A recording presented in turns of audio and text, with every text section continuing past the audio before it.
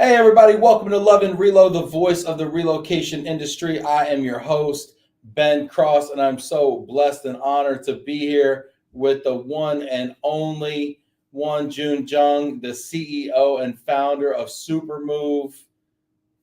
Wonjun, how you doing? Good. Excited to be here. Honored to be here. Thanks for having me. Oh, it's great. It's great to have you on. Supermove's been making a lot of waves in the moving and relocation industry. I see you guys at IAM all the time. You know, you're always moving and shaking, putting out really cool content, talking about trends, talking about AI. You know, a lot of companies are kind of wondering about AI, and I see y'all talking about it, kind of trying to kind of lead in that area, it seems like. So I'm really curious to hear what's developing with AI. Hey, real quick before we get started, though, everybody that's watching out there, hit that like button, get in the comments. I want to hear your thoughts on AI and your work processes.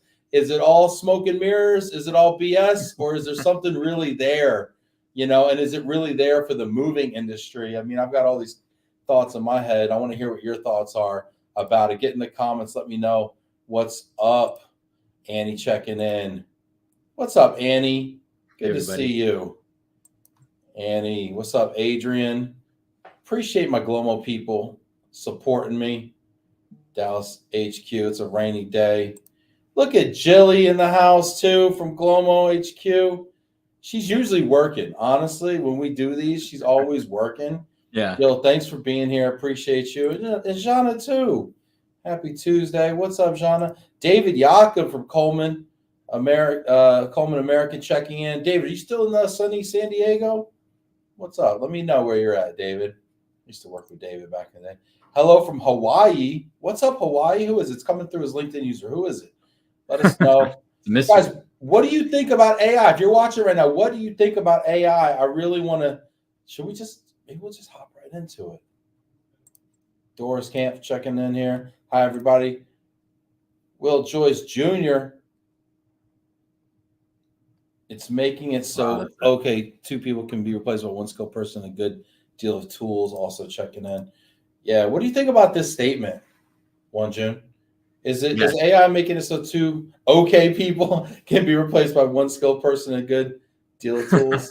I think that's like such a simple, good way to put it these days. You know, AI has developed so rapidly in the past year, especially with the launch of Chat GPT, and you know, it's upskilling the entire workforce, not just in moving, but in the entire country and in the world. So what used to be difficult for two okay people is now very easy to do for one okay person, making them a very skilled person. So yeah, that's a really good point. I love the way that we'll put it there. Yeah, the okay people need to be concerned. Is that the problem? Here, I'm going to work my camera here. Do the okay people need to be worried about AI? Who needs to be worried about AI here? Yeah. So whenever somebody asks me that question, I think back to like the Terminator movies, right? Yeah, that's exactly what I didn't want you to say. To be honest. Yeah, and the Ex Machina, all the sci-fi crazy movies out there. Skynet. Skynet.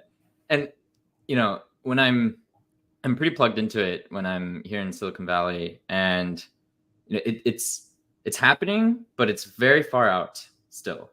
And very is a pretty key word there. Yeah, how long is very though? Like, I mean, you're saying Skynet, but it's out there. Like, I mean, how long do we have until we're really like our goose is cooked? There's actually I don't want to go too deep into like the political stuff right now, but there's like politics within the tech industry, and there's like two camps where one wants to like make sure that we're super safe with everything that we build there, and the other camp is like, oh, we need to advance this technology as fast as we humanly can because it's going to help us rather than hurt us. You know, it's TBD.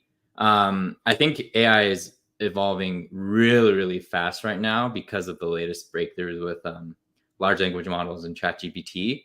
And who knows like how fast things can pick up. But because of these AI advancements, a lot of the AI researchers are using the AI to speed up their research going forward, and sort of like a feedback loop. So things are speeding up. But I think it's quite far out until we have to be worried about our jobs or our livelihoods.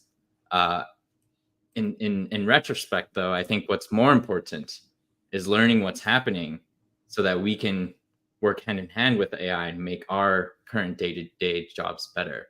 So it's the people who figure out how to use it are the ones that are not going to be left behind. I know you're trying to like steer this into a productive conversation, okay? But I'm not going to let you do that for this. We have an hour, which means we can go down some rabbit holes here, okay? Okay. What up, Jenny? How's it going? Michelle checking in. What's up, Michelle? Howdy from deep in the heart of Texas. You got to clap. Anyway, what's up, Michelle? Get in the comments here. I want to know what your thoughts. David, are you in Merritt Island right now? Oh, dude, are you even working for a living these days? What are you doing? Just day trading? What are you doing out there? Michelle checking in from rainy DFW. We got all sorts of questions going on. What's the deal with the donut? I'm actually in my brother's room who moved out because I didn't have a big like quiet space, and he left this memorial behind of his wake. So yeah, we just got a big donut. Your brother's with you in spirit right now. That'd be fun. Awesome. Patrick saying, are we getting to the point where we need to have AI write our job applications so that the AI recruiter will push you to the interview stage of hiring? It's like, so if AI is evaluating the job applicants, we might as well have them write our resumes and our application, right? So that at least it's what they want to hear, right? I mean, isn't that what they always tell us when we're applying to a job, is to mirror the hiring manager, right? Yeah, that's actually the one thing that AI is really good at. It knows when another AI wrote it.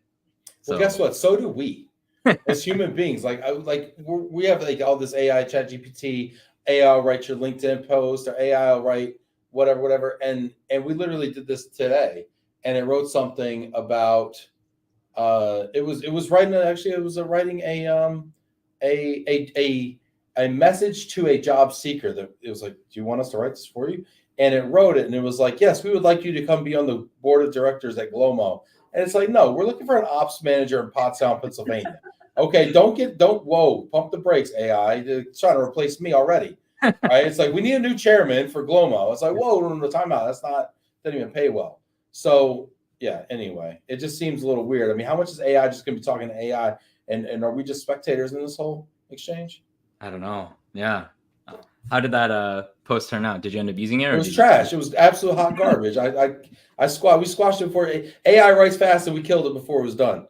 That's how bad it was. But no, when AI puts a picture out there on the interwebs, or when it does a piece of writing or whatever, like generally speaking, like it writes like a bad human. Yep. It writes like a person that doesn't want to get deep into details. It's very cursory. There's not a lot of quirkiness to it. It's very like, it's kind of like the professional style that we all think we're supposed to be like, but then like real humans who are smart know that we're supposed to like be vulnerable, show our personality, put our lived experiences into stuff. And that's like really good writing, especially on like social and emails pretty much all we write nowadays.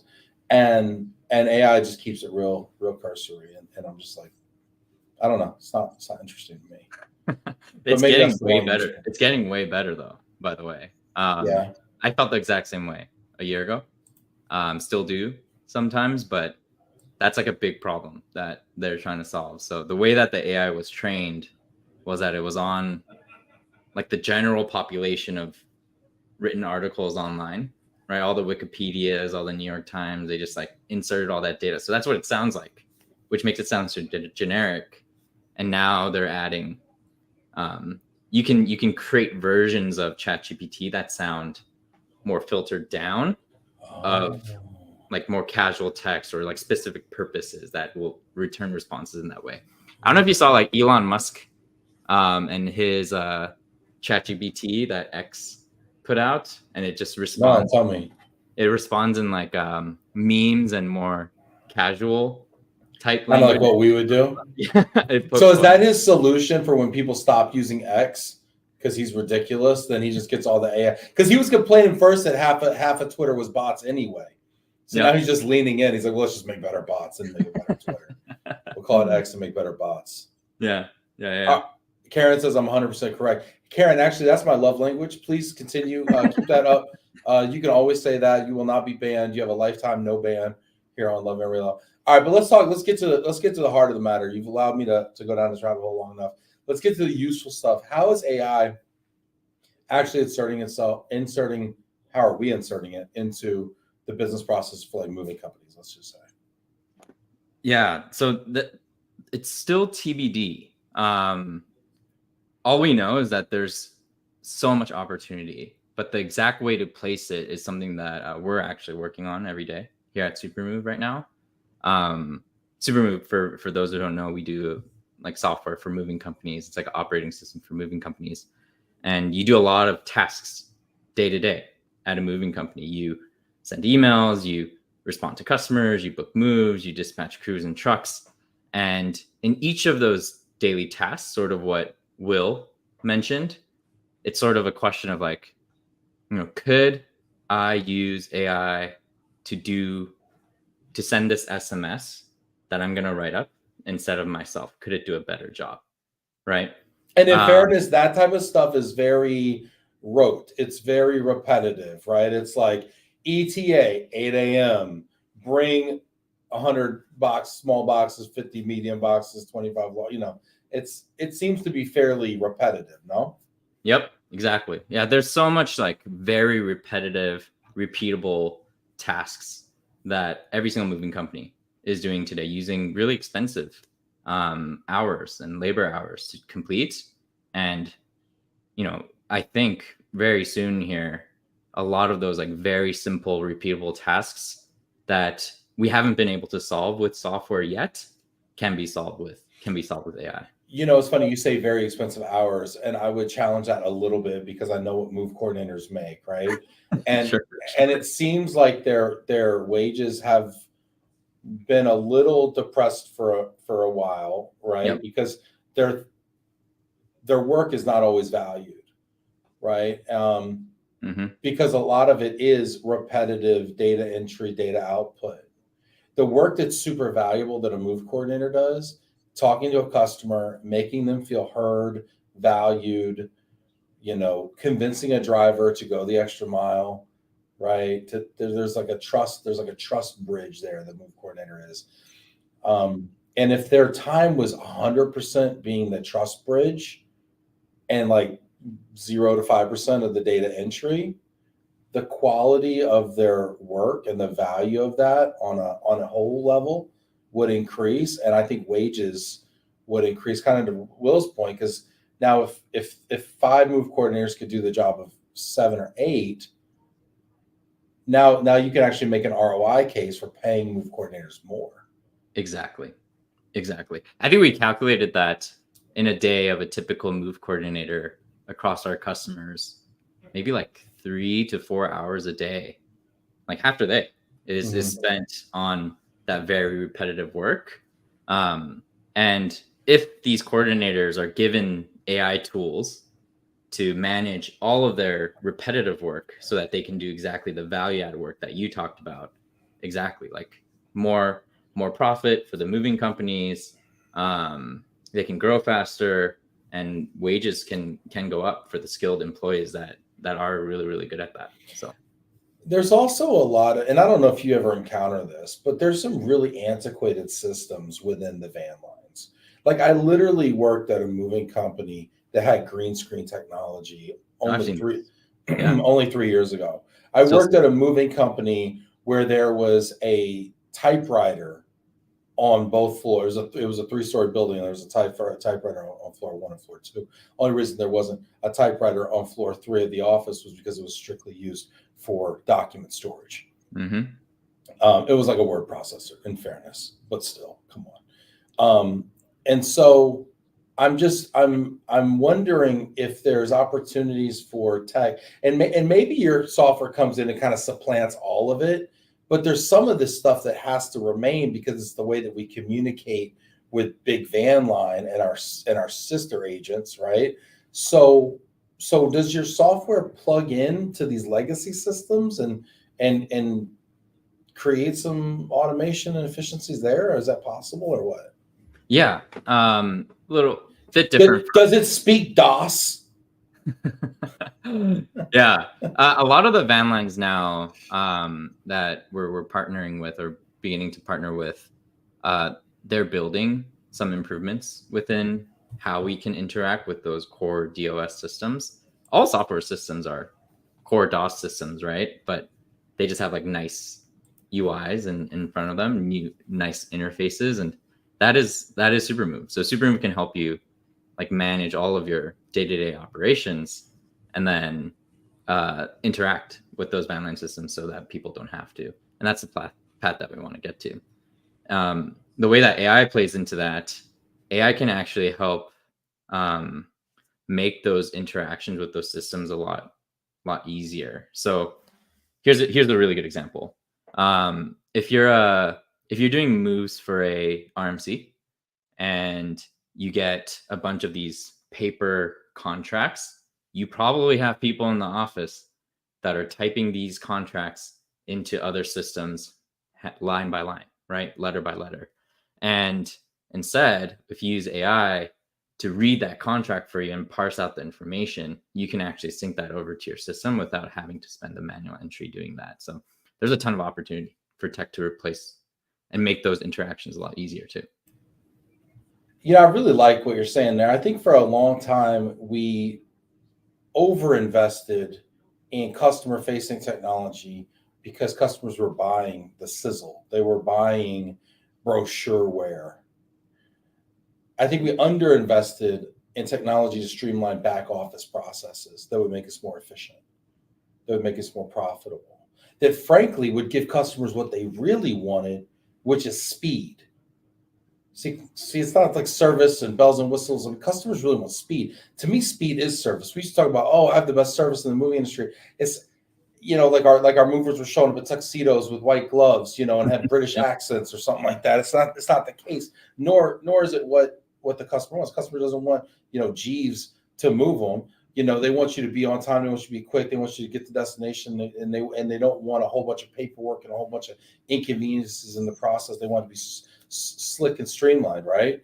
100%. And I think that's where we underinvested in the moving industry, and it's really exciting to hear there's been a lot of new entrants on the software side.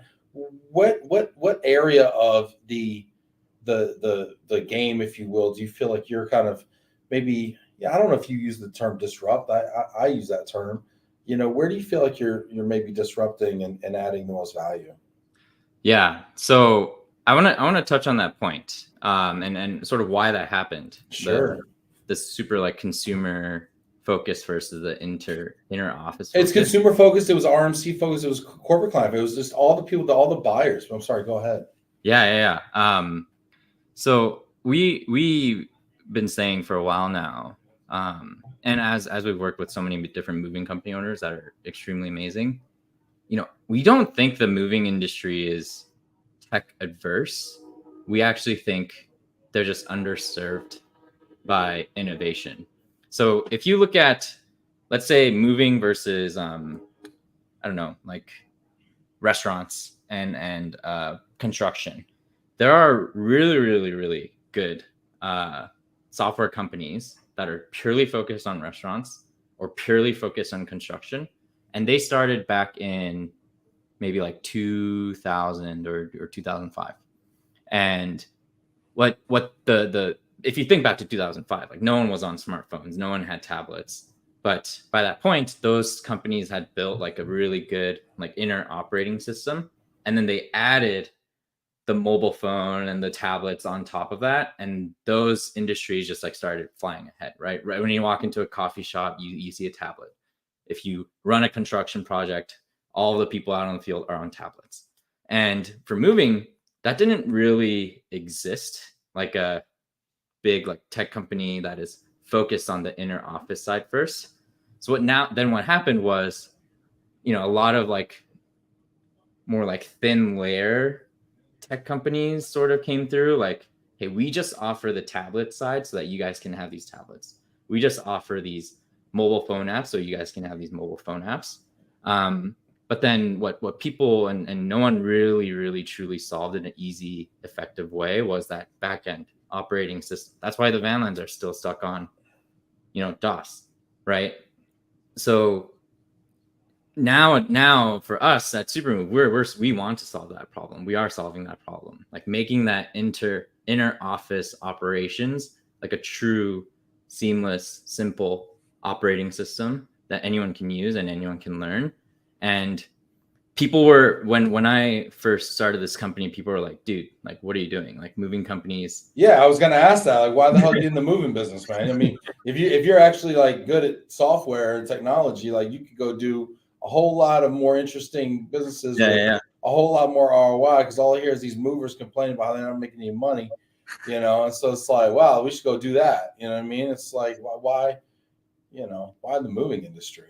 Yeah, I just had like a super terrible moving experience as a consumer, like 3 times in a single year, and decided, hey, this seems like relatively easy to build, so let's just like build this thing. Those are like super famous last words, by the way. It is not easy to build technology. Yeah, let's just fix this thing that they've been doing for 100 years. It's like, but the funny part about that is, if like you knew how hard it was going to be, you would have never tried, and you would have never gotten where you are. So it's like kind of this like neat thing that our brain does, where it like protects us from ourselves. It's like the whole reason we have a second child. If we remembered how hard the first one was, and the sleepless nights and the pain of childbirth and all the things, we would never have a second. But we just can't get enough of these little guys, right? So we just keep popping them out, But if you just remember, right, and moving's the same way. If you remember how bad it was the first time when you moved 4 years ago, you'd never say, oh, we should sell our house, move down the street, for a slightly bigger home and a slightly better school district. Like, we would never do that to ourselves. So we have this like disassociated thing that, thank God there's a moving industry because of it. But so you said, oh, these people are terrible at it. Let me get into this. Some people were really good, but some people, when we visited these offices, I saw exactly what you saw, right? The MS-DOS, the typewriters, the huge ass whiteboards. So hold on a second. You said, I have a really bad, your moving experience was so bad you went to the office? You showed up to the office like, what's going on here? I demand answers. How can it get this bad? Yeah, you grabbed him by the shirt collar. You're like, where's my stuff? You smacking him with a phone book or an agency manual. Like, where's my stuff? And you're shaking this guy. You realize it's because there's all these freaking typewriters and whiteboards around here. Yeah, and you just realize, just like, holy shit! Like, I was working at Facebook and Pinterest at the time, just like super. You had a career. You could have stayed at Facebook and Pinterest and got laid off like everybody else. Your friends were laughing at you till like last year. Yeah. Look at me now. But yeah, you just realize, like, man, there's just so much technology that we had when we were there, and there's just like nothing in this industry, and the bar for it and the readiness for the customers that I visited and the people that wanted it was really low. Like, they just wanted anything to get off of the whiteboards and get off of the typewriters, and that's how we started. It was like just that initial customer feedback day in and day out. Yeah. Who drives this? Is it the owner? Is it the owner's kid? Is it the dispatch? Is it the sales? Who's driving this? And then second part of that question, sure. Who gives you the most trouble when you go into these orgs? Is it the dispatcher? Is it the person? Is it the I am, and feel free to name names. All right. Is it the person who's manning the big massive whiteboard over in dispatch? Who's giving you the most change? Is it the coordinators giving you the most pushback? Who's driving change, and who's most change resistant in the moving company? Yeah. So we were surprised, but obviously the first decision to even like investigate or think about this thing is the owner. But then when we demonstrate a software system like Supermove to these businesses, the people that are most excited right off the bat are coordinators and the crews. Actually, those two people are the most. So they're like, okay, their wheels are turning, the light bulbs are going on. Who's most resistant? You're avoiding my question. It depends, but the usually some friction that we run into that takes time to like really show them how every piece works is accounting and finance. Finance. Yep. Mm-hmm. That's not who I would have thought, like dispatch or something like that, or maybe crew leads or something like that if they're getting paperwork different or whatever. But dispatch or sales, sometimes sales gets finicky there. Sometimes it gets something like that. Yeah. Accounting, finance. Now, why is that?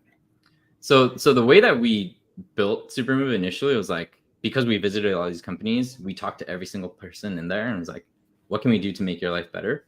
Yeah. So we built like these really amazing things for each department. Yeah. But then for accounting, like modules kind of thing. Yeah, modules like ways still, to like. Is that still a word that's used? Yeah. Way to talk to your crews if you're a dispatcher, or automatically calculate prices effectively if you're a salesperson, generate follow-ups and emails if you're a coordinator. And for accounting, the big value point is the integration between like, hey, you don't have to look at bill of ladings or another system and then retype everything into your finances anymore, which is great. But the way that the accounting teams and finance teams usually think about these changes is that I need to make sure my books are correct. I need to make sure my data is correct and it's going to be pristine. Like nothing can risk that. So getting over that hump is always a bit difficult. Yeah. But eventually, with enough like customer references and people talking about why it's better, that does work out. But the initial hesitant is. In your opinion, you're integrating with a lot of different systems and stuff like that. In your opinion, what do you feel like is the best finance and accounting software for moving companies to run on? I'm really curious about your thoughts, because I know companies that are onboarding new stuff and they're integrating with different stuff, and I'm just curious. So, what do you think is best for companies? Yeah, definitely not what most people have used in the past. A lot of people are probably on like Great Plains or GP. Yeah. We were running Great Plains, and we did an integration with a new OS for moving, and that Great Plains implementation was, I'd have rather gotten a tattoo on my face. It was so rough. Yeah, it does the job. It does the job of getting every number correct, and you can do a lot of things with it. But does the job of a face tattoo. It scares the heck out of everybody. Yeah, exactly. Yeah. But lately, especially this year, we think QuickBooks has been proven to be really, really good. Isn't that crazy? QuickBooks, which is like kind of simplistic, I mean, we run on QuickBooks, right? We're a $1 million+ organization, right? We're not that big, It's interesting that you say QuickBooks, so very cool. We got questions. I always want to prioritize questions. I'm sorry, I'm missing you, Michelle. Get the questions in here. If you got questions about Supermove, about AI, about moving technology, or technology in your own space, and you want, an uninformed opinion about it, and, Wonjun's opinion about it, feel free to get in the comments here. I'll give you an opinion. It's worth what you pay for it. Michelle, what about incorporating AI by embedding the inventory tags with barcodes to speed up delivery and ensuring that all was delivered? What a fun question, Michelle. This is a great question. The big missing technology piece to do that is actually the hardware.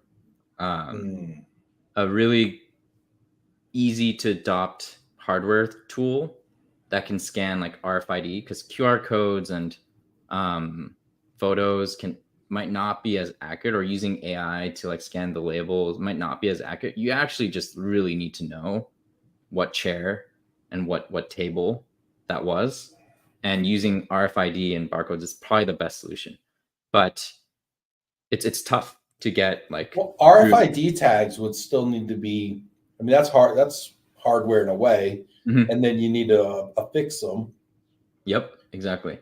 Or like you can put them in the shipment, kind of like an air tag kind of thing, right? Yes. And then just like as you walk in the threshold of the door or off the truck in the door, right? Like maybe that's kind of. Yeah, you just gotta like scan it, and then. Do you have to scan it, or can you just set up a threshold where you do as you kind of go through it? And it's kind of like Amazon, those free stores or whatever. You just Yeah, some sort of like sectioned off area where if it goes through that item came through, right? Yeah, or maybe on the back of the truck would probably be the best place to put it, right? Yeah. That piece, like making it super lightweight, easy to use, cheap, attachable to smartphones, like that is the big missing piece. You don't like QR codes? Like slap every you slap a QR code on everything, and now you can scan it with your phone. Yeah, that's like probably some solutions that already exist today. People are using QR codes in photos, and that works, but it's a little slow. You need internet, which might not work all the time. So the perfect solution is probably some sort of like RFID, hardware tag. Yeah, You think we'll ever see that? the RFID and hardware tag, Um, or the perfect solution. do you think we'll ever see a solution? And I'm not going to say if it's RFID, if it's QR code, if it's whatever. Sure. Where it's like we're checking something in, we're checking something out on a per piece basis for a household goods move. We're working on that. Actually, we're working on that right now. Will I say that it will be perfect without anyone using it yet? Can't say that yet, but hopefully we want to launch it this year and later in 2024. Wow. What would something like that cost, Michelle? This is a great question. So, what would something like that cost to implement for me as a moving company owner? Like, I'm assuming there's a hardware cost up front. Right? I got to buy the RFID tags. Do I have to retrofit phones or something like that, or is it a standalone piece of equipment? Like, what kind of an investment do you think I'd be needing to make up front? I think it won't be more expensive than like a tablet out on the field for sure. So probably cheaper than that, or like an add-on hardware wise. Software And then the tags themselves. I mean, you're talking about 300 pieces on a move. If everyone got a tag, those tags pretty cheap. I mean, yeah, it shouldn't be that expensive. okay, Mm-hmm. okay, wow. And do we think that's a time saver? Because I mean, now we're adding another process on top. But net is it going to save time, or is it just going to increase the decrease loss? Improve claims. I mean, do we see this as a cost neutral thing or a cost saver? I mean, what are your thoughts there? Yeah, the reason why we want to do it is to, number one, reduce claims and make sure you get all the items through, make that 100% correct. The second piece is to save time for the crews, because you don't really, when you do the handwritten inventories and the sticker and the labeling and the bingo sheets, yeah, it takes hours to do. Yeah, that's rough. If you can just press a button, put a sticker or RFID tag on it, keep doing that, it'll take half the time or less, hopefully. Yeah, super interesting. Michelle's saying I lost 5 boxes in a move, and I wonder often where they are. I can just see Michelle sitting by the window with a cup of tea, just wondering about those boxes. Would have loved to have RFID. Michelle, one day you're going to be reunited on this show with those boxes. I'm going to bring you on, and we're going to say, Michelle, we have a surprise for you today, and we're going to bring those 5 boxes out. The RFID would also be an automatic inventory log. Yeah, it would. Here's the only problem. I mean, we're getting in the weeds, which I love to do, which is why we have an hour. Sure. Yeah. But let's say this, and I love how we're talking about like technology. We hear a train in the background. Sorry. So it's great. It's like, all right.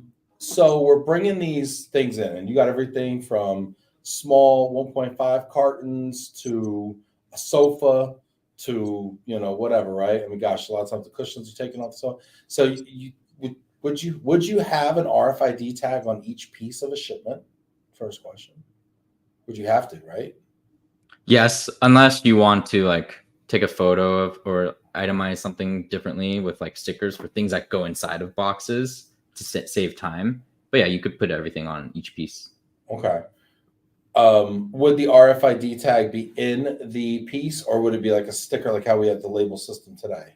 More of a sticker. Sticker? Oh, yeah. Man, this is interesting. All right, so there's an RFID tag stuck to each piece.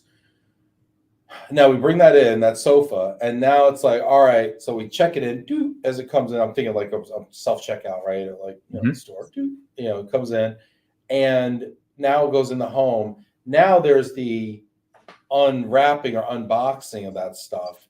Oh, snap, there's damage now on Michelle's beautiful leather sofa, right? And now I have to log that damage. How am I doing that? As the driver or the customer? As the driver, I would think. Yeah. So the stickering or barcoding late RFID process, still TBD what the exact best solution there is. We think it's RFID.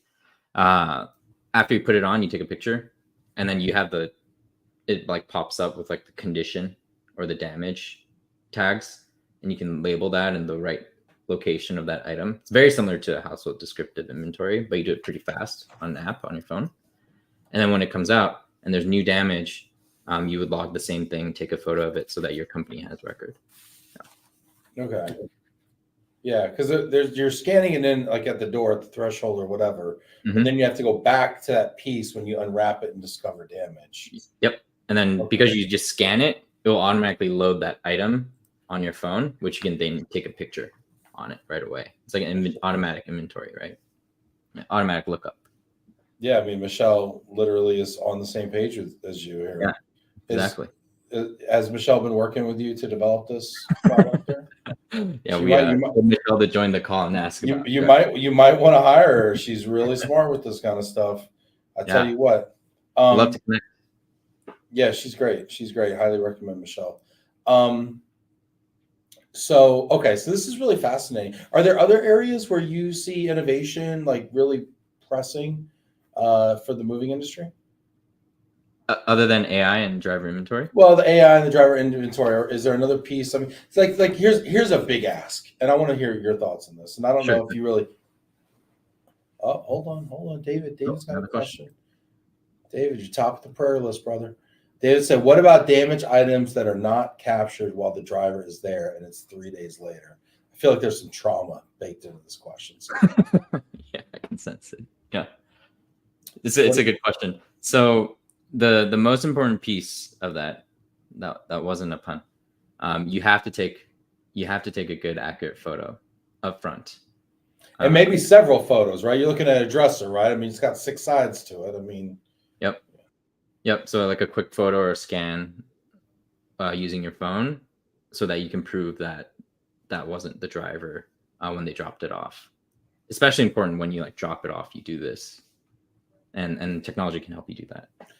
Yeah, is the onus on the driver or on the customer to prove where the damage occurred? I don't know the answer to that. I mean, maybe a question for David. Always debatable, right? Question for Jennifer. Look at Jennifer's getting into the Jennifer Anderson. She does claims like all day long with drivers and van line agents. She's saying work smarter, not harder. Love it. Jennifer, I'm going to ask you, David, I'm going to ask you, any moving people out there who are smarter than me. I never worked in the claims department, although I've had to roll my sleeves up and do some claims from time to time. Okay. Is the onus to prove damage on the customer or on the driver to prove where the damage occurred? Like, who has the benefit of the doubt here? Really curious about that. I don't know. Wonjun, do you have like a thought on this? Like, yeah, it's from what we've seen, and they can correct me, but it's like a gray area between the driver and the customer usually, and in the end, like customers will win typically.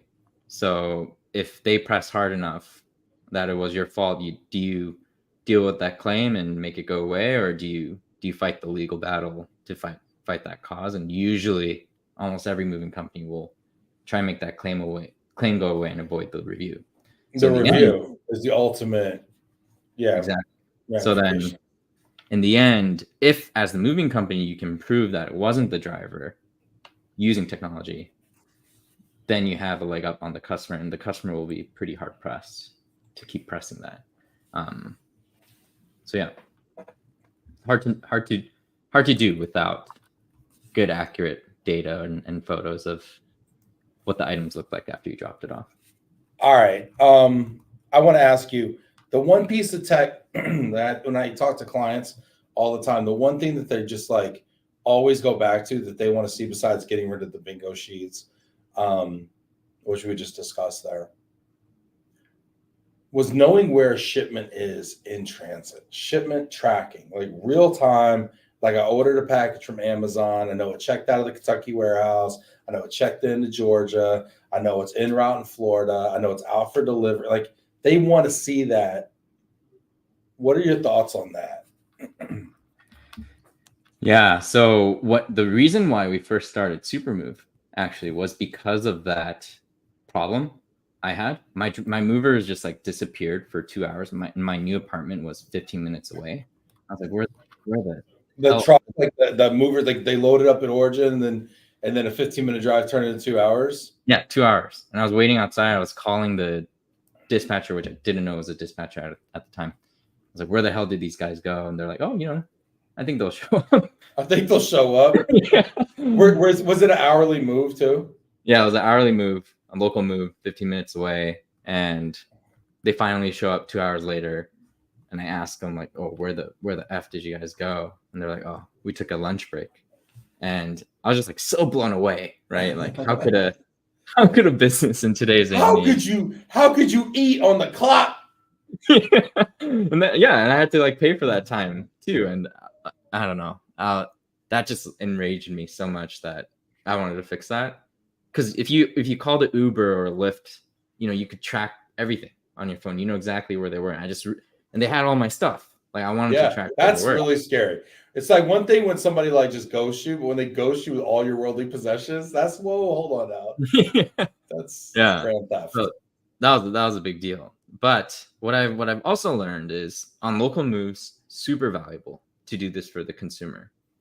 For long distance moves, if you are driving, straight, like you pick up, maybe it's in your warehouse for a bit, and then you drive straight to that customer and drop it off, single truck, probably pretty good to show this tracking information and the consumer, and they'll have an amazing experience. Right. But if you've sold the move as, which most vanline companies do, as like, hey, like we'll pick it up on this day and we're going to drop it off on December, you don't really tell them, or nor do you know that everything that they've owned in the history of their life is going to go through Florida, Georgia, when you're all these other places. You have no idea. So do you really want to tell the customer all of that stuff to that point of accuracy? Debatable. Yeah. So it's, if you want to communicate it that way up front, set that expectation, I think it's great to know that, but it might hurt the booking process a little bit based off what I know. Yeah, it'll be very confusing. Like, why I'm going to California, why is my stuff down in Texas? Yeah. If you didn't stop in Texas, maybe you could have got here already. Yeah. But if you order something off of Amazon, you don't really care. You don't really care where it goes, as long as it ends up at your doorstep 2 days later. This is a big thing. Michelle's saying, I see this all the time with military spouses. This is an enormous trend because the military spouses are all talking on these Facebook groups. Mm-hmm. My son actually put an Apple tag in one of his boxes when he moved from Boston to NYC. Seeing this a lot. People are solving this on their own. Yeah, people are already doing it. So, I think that's happened, I think a lot more moving companies are being more transparent that it's going to go through multiple cities, and that's going to be the journey of the move, and being transparent with that up front, then offering that as a service would be super easy and probably really, really transparent and nice for the customer. We got some super smart people answering our question about whose fault is it anyway when there's damage? Who gets the benefit of the doubt? Will Joyce Jr. from Joyce Van Lines, one of the best movers in the country, says, when in doubt, cover your Adam's apple. Correct. Having you versus me is worse than you versus me versus the photo. Yeah, for sure. Yakum says liability on the BOL allows 9 months after delivery to file a claim. Paperwork is typically the ultimate decision on a claim. Wasn't noted as a pre-existing condition. And by the way, AFU is not a suitable acronym for a pre-existing condition. Do you know what AFU stands for? Wonjun? No, I don't actually. What's AFU? All effed up. Okay. Yeah, you can't just put that on there and be like, yo, this thing was all effed up when I got it. All right. Every side listed. I mean, it's just, I'm surprised they moved it. People do that sometimes. Michelle, Relo experience has been to note a damaged box or item at delivery time. Then if the box contains a broken item later, you have noted a potential cause of delivery. But let's be honest, Michelle, since you've been with the Relo companies, even if that transferee is in the wrong, if they squawk hard enough and they go to the HR contact and they're VIP enough, hey, let's just make this thing go away. It happens all the time. Happens all the time. So expensive. Yeah. Oh yeah. Oh yeah. Sometimes actually a client one time, it said, listen, we know you didn't do anything wrong, but we know we also have to pay this. I don't want to have any problems when this happens. It happens once every 10 shipments. I don't want to have this problem. I just want to call you and say, make it go away. You know what he told me to do? He said, I want you to bill me an extra $150 on every shipment. I want you to accrue it into a slush fund for me. And then when I call you and I need a favor, you got money already stashed away for that favor. I said, you know what? I'll be honest with you. Sounds like a plan. Wow. You know, and he's like, just bill me the extra 150. We'll tuck it in there. Doesn't matter. We'll approve it. I just don't want to have this issue. That's crazy. I thought that was brilliant. Yeah. Wow. Mm-hmm. Will Joyce says additional issue with Apple tags is it will often notify the drivers they are being tracked and freak them out. Big Brother's watching me. It was first we had these electronic logs. Oh my gosh! Now I got cameras in the cab. Oh my gosh! Now I got air tags in the box. I can't take a leak in my man. That must be so scary. My Mountain Dew 2-liter bottle without Will Joyce Jr. knowing at headquarters.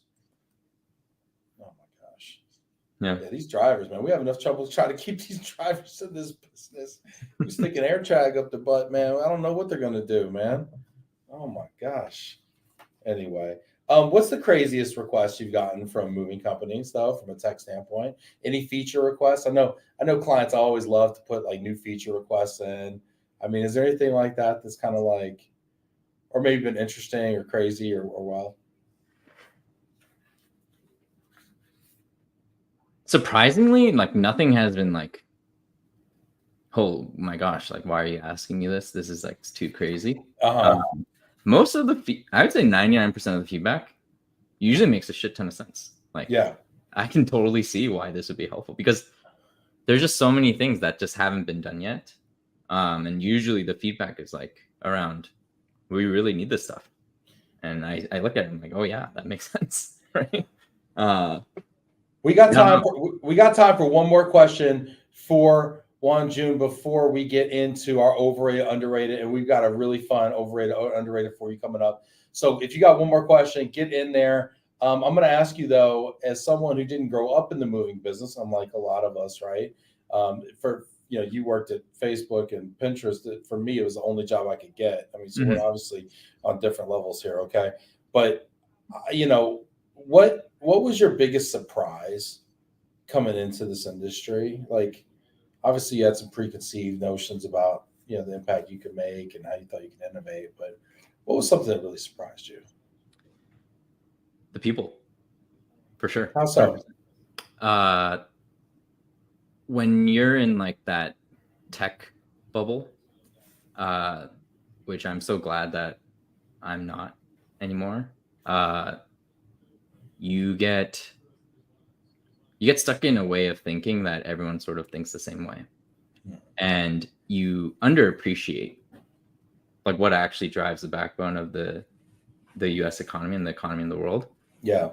It's the hardworking business owners that go through this every single day. And even the first time I like reached out and visited a moving company, this was in California and San Francisco, like they were so authentic, welcoming, even though I look nothing like them. I don't share any of those backgrounds, and they're just excited to kind of show me how they ran their business. And every single time I visit a moving company, it's like, hey, let us show you around the office, right? Let us show you the warehouse. And it's like so rewarding to be able to build something to help these people. And you just don't get that in tech. It's just so different, so much better to work with the people here.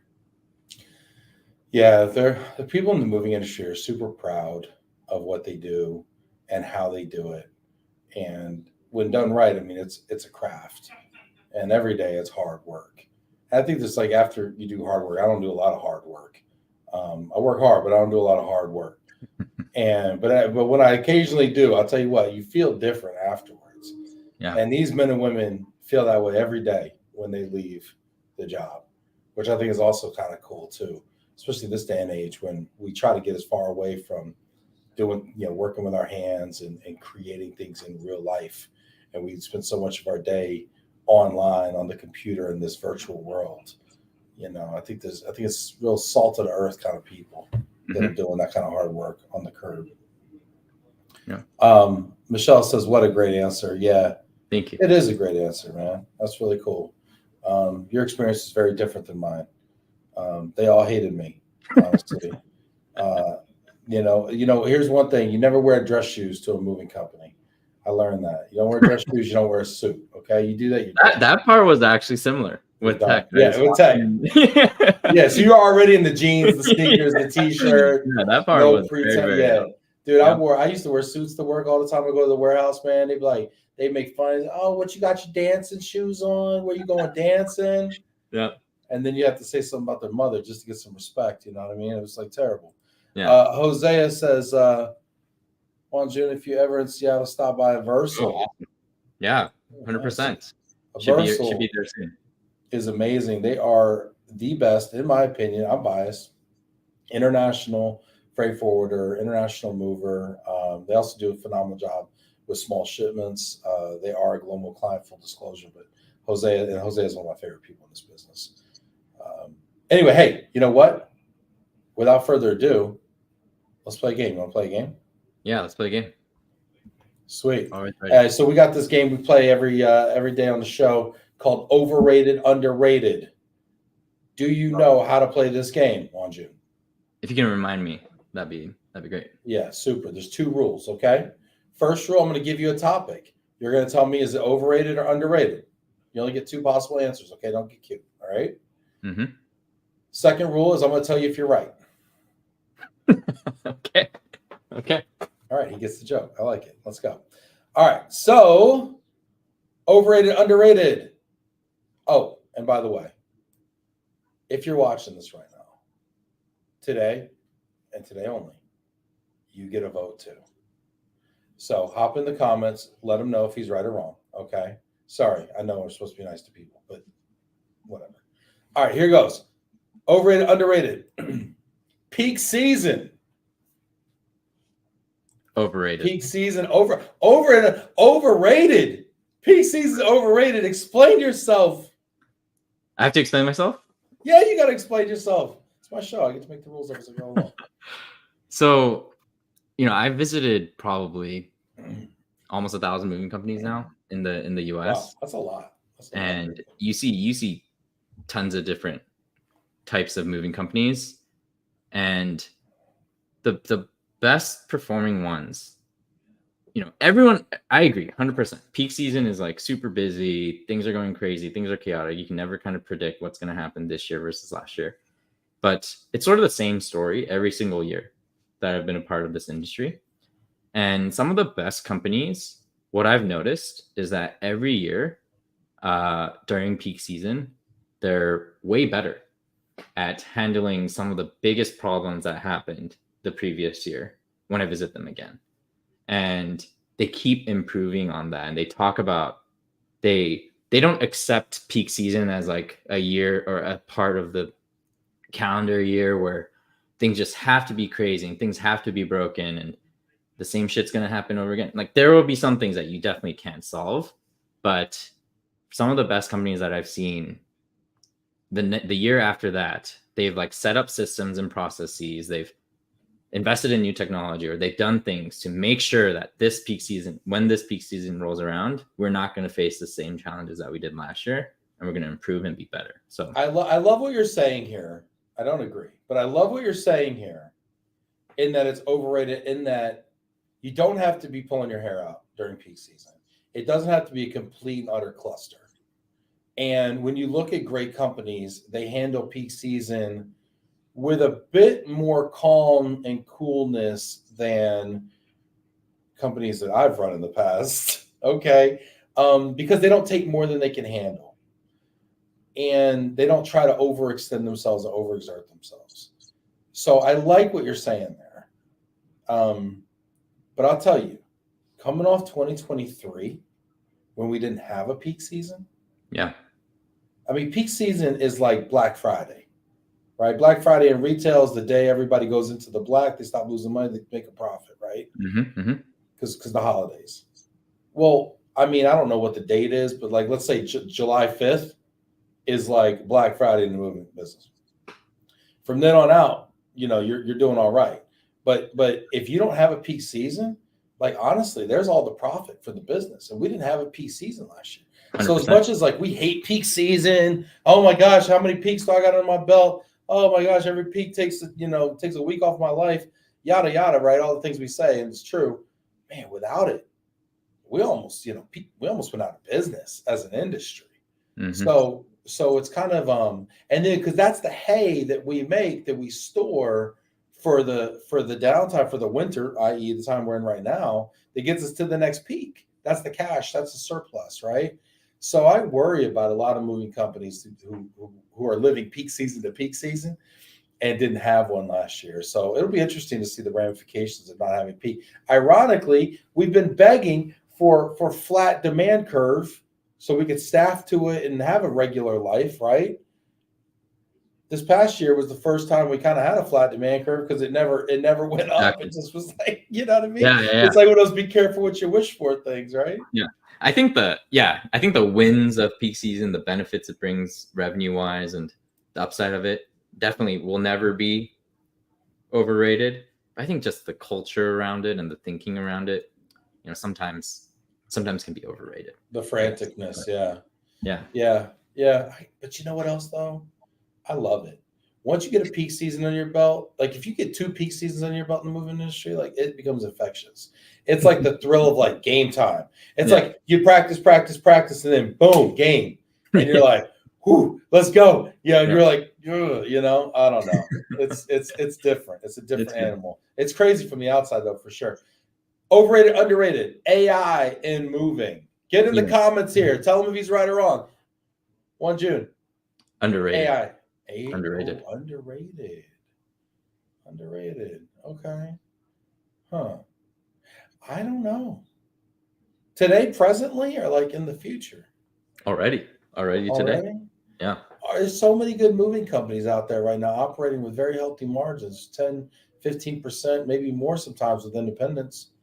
And they're not utilizing AI to my knowledge. But you think it's underrated though?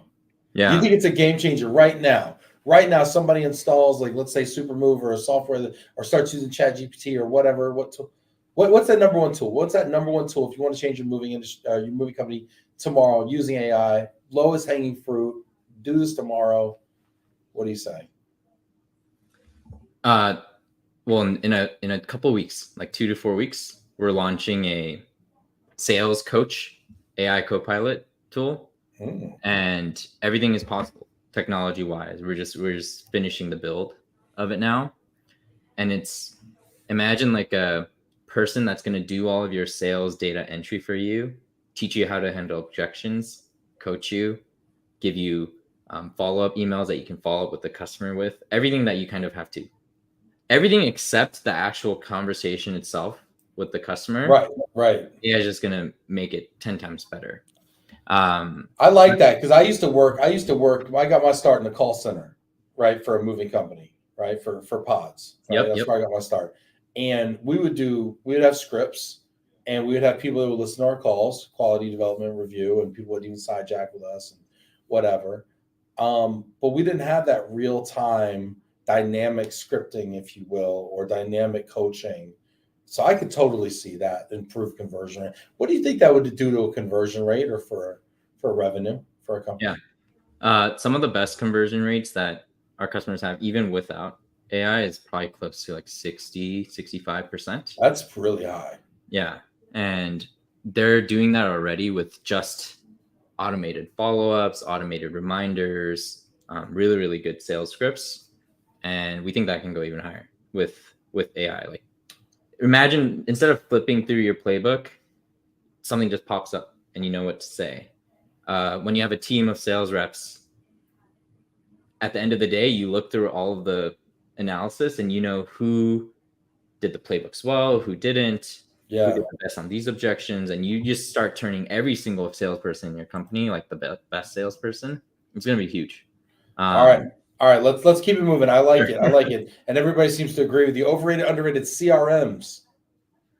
I think CRMs are really valuable, and this is sort of against like what we've built. I think the term that's overrated, it's overrated by calling it a CRM, by just saying that you need a CRM. To me, a CRM is just like, and first you have to agree or disagree. Overrated or underrated? I'd say overrated.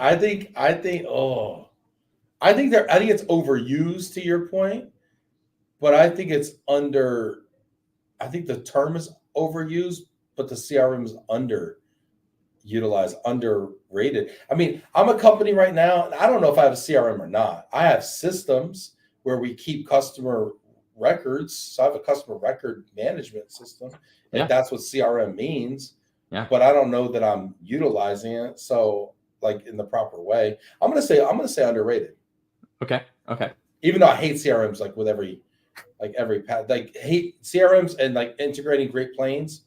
Like, honestly, like I don't probably Great Plains, but still the CRM number 2. Yeah, to me, it's exactly what you said, right? Like CRMs are just like fancy spreadsheets that are like that look nice, where you can like put all of your customer information. Yeah, I hate updating them. I hate reporting out of them. Exactly. Ugh. And I think what is really underrated is like, what do you do when you have the CRM in place and you have all the data? What people really need is actually like an automation system. Yes. Don't ask me if I did it or not. Like, do it for me and tell me what you did. Exactly. So something that can work for me. I feel that's the thing. I feel like I'm working for my CRM. My CRM should work for me. Yep. Karen Gerba, I agree. Underrated. All corporations are looking at how to use AI in their business. It's not just for the relocation industry, but it's for the future for sure. Super, Karen. All right, we're aligned here. Let's keep it moving here. Oh, this is a good one. Valuation coverage. Don't call it insurance. We're not insurance brokers. Valuation coverage. Underrated. Underrated. Okay. Why? I think a lot of moving companies could sell more valuation coverage, way more. Yeah.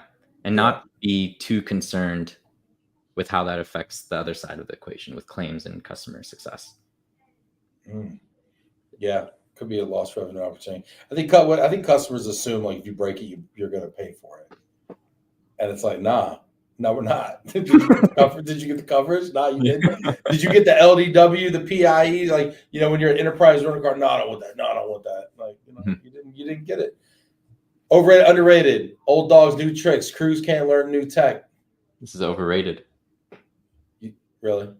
Is there like a generational thing? Like you give me a crew that's like of this, but then you give me a crew that's like maybe more seasoned. Like, do you see differences in adoption? Some of our best users are like older than you and me, much older. Yeah. And this kind of goes back to the underserved versus tech adverse. I just think they didn't have a very easy to use, simple tablet app. It was always kind of hard to use and hard to learn. And if you make it really easy to use and easy to learn and really valuable, people will learn it. So that's what we've seen. Yeah.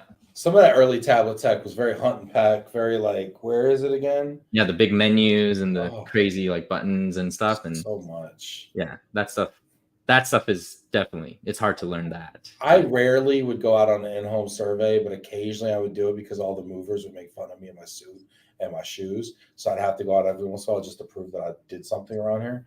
And I would go out on a survey and it would take me 2.5 hours to do an in-home survey. Because I'm like way harder than paper. Yeah, I'm like sweating in my suit. First of all, I see what I'm wearing.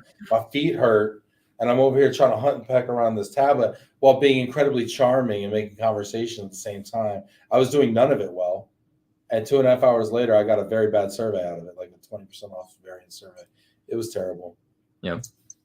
Tech, show me how it improves my job, and see adoption increase. Yeah. Yeah, and I think we have to listen to users. If there's like a reluctance to adopt it, it's probably because the tech isn't the UI isn't good or the experience isn't there. Like, we have to listen, I think, to people. I don't know. Anyway, this is awesome. We went a little over. Thanks everybody for hanging in there. Hit that like button one more time. Get in the comments. Thank Wonjun for being here. Wonjun, give us a final thought as we depart today. Final thought. This was way more fun than I thought it would be. Hey, low expectations, baby. I learned that in the moving industry, right? Under promise, over deliver. Let's go. Yeah, and I appreciate everyone for tuning in, and hopefully, if you haven't checked us out yet at Supermove, definitely check us out. And the AI to help how it improves your job, and hopefully see AI adoption increase this year. It's gonna be happening very soon. So stay tuned. That's awesome. Can't wait. Everybody, stay tuned next week. It's going to be good. Can't wait to see y'all there. We wouldn't have a show without you. So I just want to say thank you so much again, everybody who tuned in today, got in the comments. You guys are the ones making a difference out there, networking in the comments, getting in the conversation.